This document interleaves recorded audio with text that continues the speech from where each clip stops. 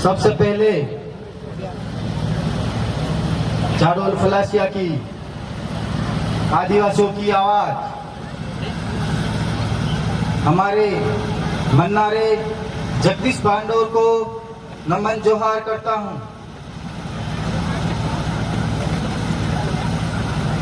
बागपुरा, जाडोल और आसपास के क्षेत्रों से पधारे हमारे भारत देश के मूल मालिक, मूल बीज को जोहार नमन करता हूं।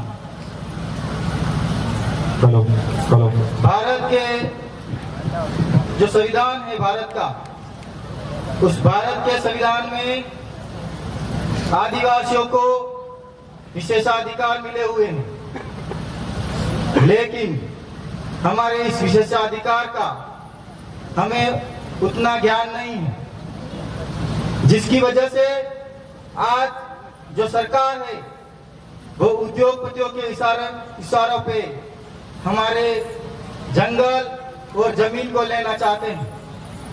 आज उदयपुर के आसपास के क्षेत्रों में और कल का जो आपने न्यूज़पेपर पढ़ा होगा, बांसवाड़ा में सोने की माइंस के बहाने हमारी जमीनों को छीना जा रहा है।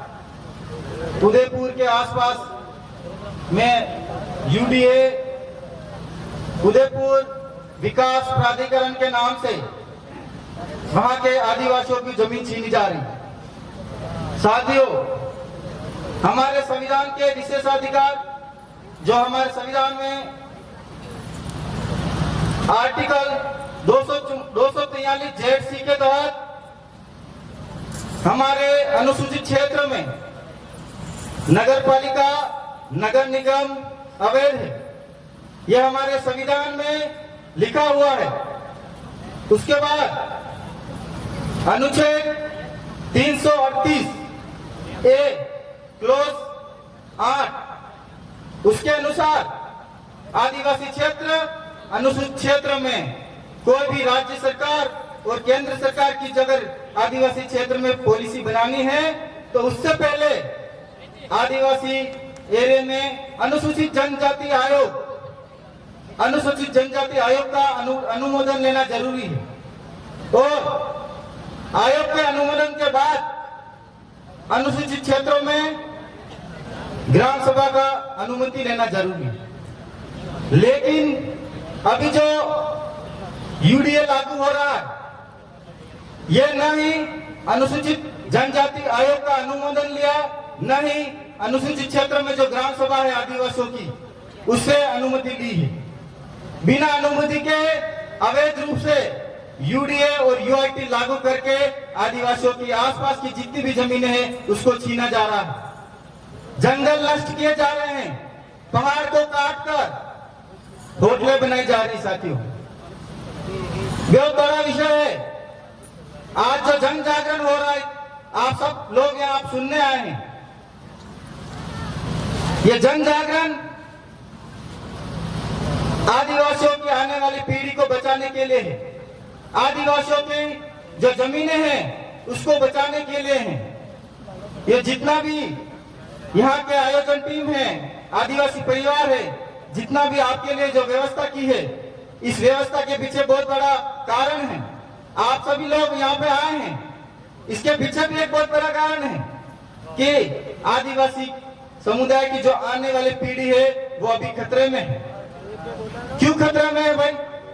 क्योंकि जो सरकार है हमारी जो जितनी भी जमीनें है, जंगल है, उसको हमसे छीनना चाहती है, और उसको रोकने के लिए आदिवासी परिवार की जो विचारधारा आपके बीच में आई है, हम जैसे लोग हैं, हमारे से पूर्व वक्ता जिन्होंने बताया आपको कि जो सरकार है हमारे खिलाफ जो षड्यंत्र रच रही है जमीनें लेने का, वो षड्यंत्र के हिसाब से आज हमें जागने की जरूरत है। उस षड्यंत्र को रोकने के लिए आज हम यहाँ इकट्ठा हुए हैं।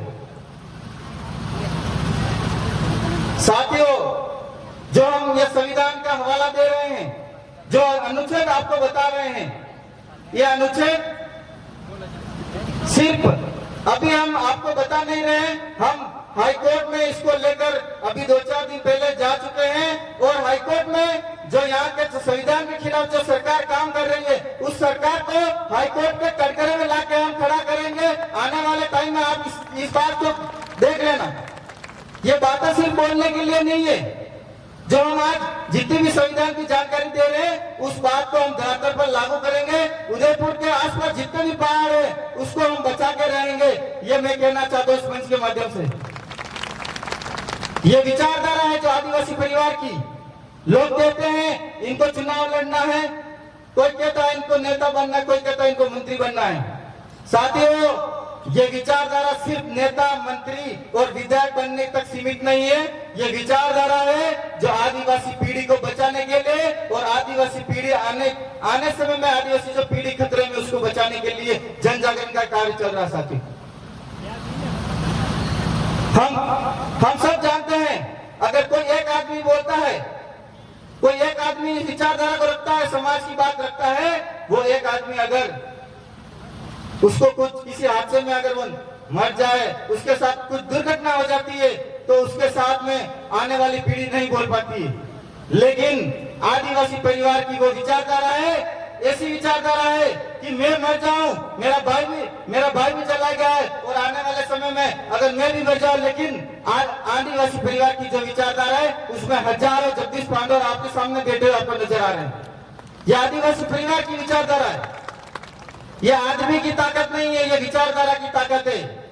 आज जो मैं बोल रहा हूँ, ये विचारधारा की ताकत है। मेरे अंदर, अकेले के अंदर कोई ताकत नहीं है। आप सब लोग यहाँ आए हैं, आज बैठे हैं, इस लड़ाई को लड़ने के लिए बैठे हैं, उसकी ताकत की वजह से हम आज बोल पा रहे हैं। और आपको साथियों, जो ये सामाजिक एकता आपको नजर आ रही है, इसको हमको एक राजनीतिक एकता में बदलना पड़ेगा। जब जाके हमारे आदिवासी के साथ जो अन्याय, अत्याचार और शोषण हो रहा है और जमीनें छीनने का जो षड्यंत्र है, इसको हम रोक पाएंगे। नहीं तो जो लोग, जो कमल कांग्रेस के लोग हैं, आपको दारू और साड़ी और हमारी महिला को साड़ी देकर उल्लू बनाएंगे, हमारे बुजुर्गों को एक पाटली क्वार्टर देकर उल्लू बनाएंगे। अगर साथियों ऐसा ही हाल रहा, ऐसी ही कंडीशन रही, तो आने वाली पीढ़ी के लिए और आपके जो बुजुर्ग लोग हैं, उनके सिराबासी जमान बजाने के लिए जो सिराबासी लगाते हैं, उनके लिए जमीनें नहीं बचेगी। और आपके आने वाली पीढ़ी आपको अगरबत्ती नहीं लगाएंगी। क्यों नहीं लगाएगी? क्योंकि वो बोलेगी कि हमारे जो बाप दादाओं ने हमारे लिए जमीन नहीं बचाई, हमारे लिए किसी प्रकार का कोई आरक्षण नहीं बचाया, कोई हक अधिकार नहीं बचाया, तो वो लोग आपको अगरबत्ती नहीं करने वाले साथियों। इसीलिए ये मौका है, ये 2023 मौका है, इसमें आप सब साथी एक हो जाए, पूरा समाज एक हो जाए। ये धर्म के चक्कर में जो धर्म की बातें कर रहे हैं, उनको भी लात मार के साइड में करो। और जो हमारे संविधान के अनुसार हमें जो लोकतंत्र की व्यवस्था है, उस व्यवस्था के अनुसार हमारे जारल फलासिया से एक आदमी दबंग आदिवासियों की आवाज को विधानसभा में आपको भेजना है साथियों। इस बात के साथ मैं अपनी बात को समाप्त करता हूँ। जय जवाहर, जय आदिवासी, जय वीर प्रदेश।